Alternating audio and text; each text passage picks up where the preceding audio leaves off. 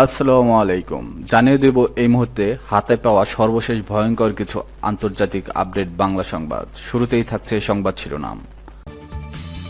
Israeli হামলায় গাজায় ২৬ ফিলিস্তিনি নিহত। জানিয়ে দেব যুদ্ধবিরতির আলোচনায় চালু করতে মার্কিন জিম্মিকে মুক্তি দেবে হামাস। এরপর রয়েছে বাদের গেট খুলে দিল ভারত, পাকিস্তানের দিকে যাচ্ছে বাণী। সর্বশেষ থাকছে ভারতীয় যুদ্ধবিরতির আগ্রহ দেখিয়েছে দাবি পাকিস্তানের সামরিক বাহিনীর।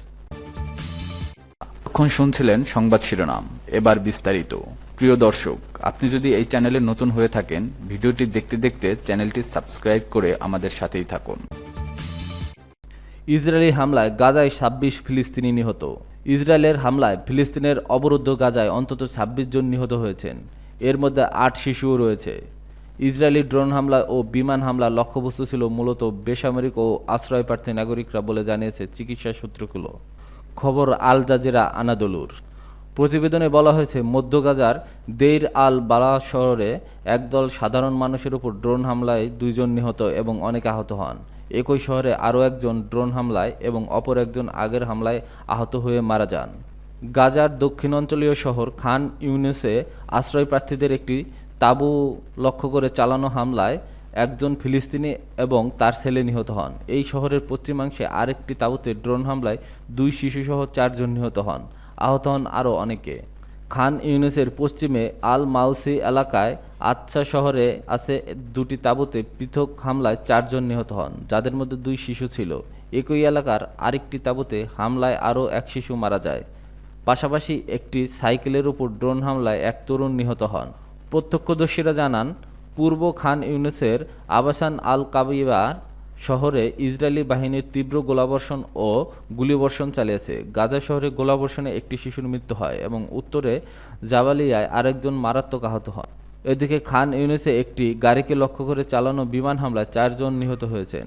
গাজা শহরে আরেক হামলায় ৫ জন নিহত হন, যাদের মধ্যে একটি কন্যা শিশুও রয়েছে। এছাড়া গাজা শহরের আল তুফা এলাকায় ইসরায়েলি সেনারা চলমান বিমান হামলা ও গোলাবর্ষণের মধ্যে একাধিক আবাসিক ভবন ধ্বংস করেছে। একই সঙ্গে জাবালিয়ায় ওল্ড গাজা স্ট্রিটের একটি মসজিদেও বিমান হামলা চালানো হয়, যেখানে ২ জন আহত হয়েছে। ২০২৩ সালের অক্টোবর থেকে চলমান ইসরায়েলি হামলায় এখন পর্যন্ত গাজায় নিহত হয়েছেন ৫২,৮০০ জনেরও বেশি ফিলিস্তিনি। নিহতদের বেশিরভাগই নারী ও শিশু।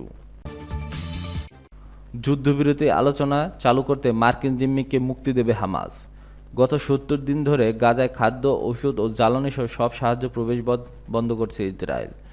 তবে হামাসের বিবৃতিতে ২১ বছর বয়সী আলেকজান্ডারকে কখনো মুক্তি দেওয়া হবে তা উল্লেখ করা হয়নি।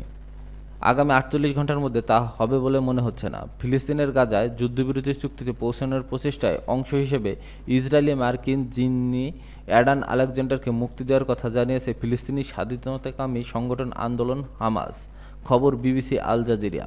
এক বিবৃতিতে হামাস জানায়, যুদ্ধবিরতির চুক্তিতে পৌঁছানোর প্রচেষ্টার অংশ হিসেবে আলোচনার পুনরায় চালু করতে এবং গাজা উপত্যকায় আমাদের জনগণের কাছে সাহায্য ও ত্রাণ সরবরাহ পৌঁছানোর অংশ হিসেবে মার্কিন ইসরায়েলি সৈনিক অ্যাডান আলেকজান্ডারকে মুক্তি দেওয়া হবে।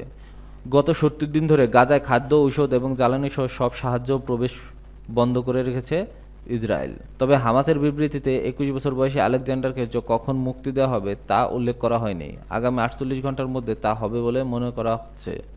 ইসরায়েলি সংবাদ মাধ্যমগুলো জানিয়েছে, গাজার যুদ্ধবিরতির চুক্তি নিয়ে আলোচনা করতে সোমবার মার্কিন দূত স্টিভ উইটকফ ইসরায়েলে সফর করেছেন।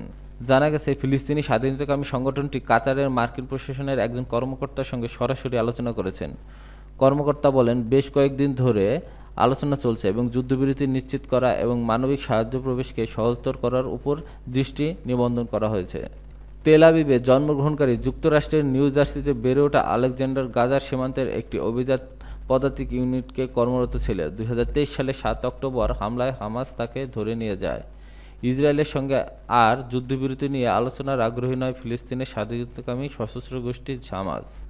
মঙ্গলবার গোষ্ঠীর একটি সিনিয়র কর্মকর্তা এমনটি জানিয়েছে। সেই সঙ্গে গাজার বিরুদ্ধে ইসরায়েলের ক্ষুধার যুদ্ধ বন্ধ করার জন্য আন্তর্জাতিক সম্প্রদায়ের প্রতি আহ্বান জানিয়েছেন তিনি। ফিলিস্তিনের গাজায় আরও আগ্রাসী পদক্ষেপের দিকে যাচ্ছে ইসরায়েল। হাজারো সংরক্ষিত সেনা তলব করে শুরু হয়েছে বড় অভিযানের প্রস্তুতি। এই নিয়ে নিরাপত্তা মন্ত্রিসভার বৈঠক করছেন দেশটির প্রধানমন্ত্রী বেনিয়ামিন নেতানিয়াহু। জিম্মিদের মুক্তির অজুহাতে গাজার ফিলিস্তিনিদের উপর নারকীয় তাণ্ডব চালানোর পর এবার ভিন্ন কথা বলছে ইসরায়েলি প্রধানমন্ত্রী বেনিয়ামিন নেতানিয়াহু। তিনি বলেছেন, জিম্মিদের মুক্তি নয়, যুদ্ধের প্রধান উদ্দেশ্য হামাসকে পরাজিত করা। বাঁধের গেট খুলে দিল ভারত, পাকিস্তানের দিকে যাচ্ছে পানি। অস্ত্রবিরতির পরের দিনই চেনাব নদীতে দেয়া বাঁধের একটি গেট খুলে দিয়েছে ভারত। এর ফলে আবারও পাকিস্তানের দিকে পানি প্রবাহিত হতে শুরু করেছে। পহলগাঁওয়ের হামলায় নিহতর পর ভারত একাধিক কঠোর পদক্ষেপ গ্রহণ করে। এর মধ্যে অন্যতম ছিল পাকিস্তানের দিকে পানি প্রবাহ বন্ধ করা এবং পাকিস্তানের নাগরিকদের দেশ ছাড়ার নির্দেশ। ভারত সরকার সাময়িকভাবে সিন্ধু পানি চুক্তি স্থগিত করে এবং চেনাব নদীর বাগলিহার ও সালাল বাঁধের গেট লাগিয়ে প্রবাহ আটকে দেয়। ফলে পাকিস্তানের দিকে চেনাব নদীর জলস্তর আশঙ্কাজনকভাবে কমে যায়। দেশটির প্রশাসনের বরাতে ভারতের বিভিন্ন গণমাধ্যম জানিয়েছে, সম্প্রতি জম্মু কাশ্মীরের টানা বৃষ্টির কারণে বাগলিহার ও সালাল বাঁধের পানির স্তর বেড়ে গিয়েছিল। বাঁধে অতিরিক্ত জল জমে থাকায় তা ছেড়ে দেওয়ার জন্য প্রয়োজন হয়। বিশেষজ্ঞদের মতে, পানি না ছাড়লে বাঁধের উপর অতিরিক্ত চাপ পড়ে বিপর্যয় সৃষ্টি হতে পারত। যদিও সরকারিভাবে এখনও পর্যন্ত বাঁধের গেট খোলার প্রকৃত কারণ জানানো হয়নি। গেট খোলার ফলে পাকিস্তানের চেনাব নদীর শুকিয়ে যাওয়া এলাকাগুলোতে আবারও জল প্রবাহিত হচ্ছে। এতে নদীর নিচু অঞ্চলগুলো প্লাবিত হওয়ার আশঙ্কা দেখা দিয়েছে। পাকিস্তান প্রশাসন ইতিমধ্যে কিছু এলাকায় বন্যার সতর্কতা জারি করেছে। ভারতীয় যুদ্ধবিরতির আগ্রহ দেখিয়েছে দাবি পাকিস্তানের সামরিক বাহিনীর। পাকিস্তানের আন্তঃবাহিনীর জনসংযোগ পরিদপ্তর মুখপাত্র লেফটেন্যান্ট জেনারেল আহমেদ শরীফ দাবি করেছেন যে তারা ভারতকে যুদ্ধবিরতির অনুরোধ জানাননি, বরং ভারতীয় যুদ্ধবিরতির বিষয়ে আগ্রহ দেখিয়েছে। খবর বিবিসি। রোববার রাতে এক সংবাদ সম্মেলনে আইএসপিআর মুখপাত্র এই দাবি করেন। পাকিস্তান সামরিক বাহিনীর পক্ষ থেকে আরও জানানো হয়েছে যে তারা যুদ্ধবিরতির প্রতিশ্রুতি কঠোরভাবে মেনে চলছে। জেনারেল আহমেদ শরীফ বলেন, আমাদের নিয়ন্ত্রিত রেখার যুদ্ধবিরতির প্রতিশ্রুতি কঠোরভাবে মেনে চলছি, তবে যদি বিরোধী পক্ষ একটি লঙ্ঘন করে তাহলে আমরাও যথাযথভাবে সেটার জবাব দেব। একজন ভারতীয় পাইলট পাকিস্তানের হেফাজতে রয়েছে বলে সামাজিক যোগাযোগ মাধ্যমে যে খবর ছড়িয়ে পড়ছে সেটি সত্য নয় বলে নিশ্চিত করেছে পাকিস্তান আইএসপিআর। ব্রিফিংয়ে লেফটেন্যান্ট জেনারেল আহমেদ শরীফ বলেছেন, আমি স্পষ্ট করে বলতে চাই যে ভারতীয় কোনো পাইলট পাকিস্তানের হেফাজতে নেই। ব্রিফিংকালে পাকিস্তান বিমান বাহিনীর কর্মকর্তা air vice marshal Aurangzeb Ahmed দাবি করেন, সংঘর্ষ চলাকালে পাকিস্তানি সামরিক বাহিনী